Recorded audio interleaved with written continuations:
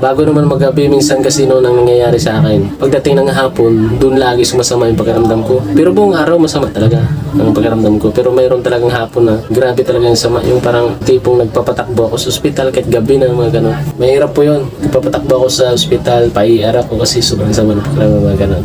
Ang ginagawa ko dyan, nung huli, hindi na ako nagpapatakbo eh. Kahit sobrang sama ng pakiramdam ko, hinahayaan ko na lang siya. Sabi ko, sige, hindi naman ako mamamatay eh.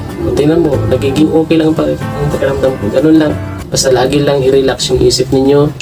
Lagi niyong isipin na kaya ninyo. Lagi mong isipin na walang mangyayari sa'yo. Para ang lakas ng loob, mangingibabaw. Kasi konting nararamdaman, iindahin mo, wala. Tatakot ka. Mas lalo ka mahirapan.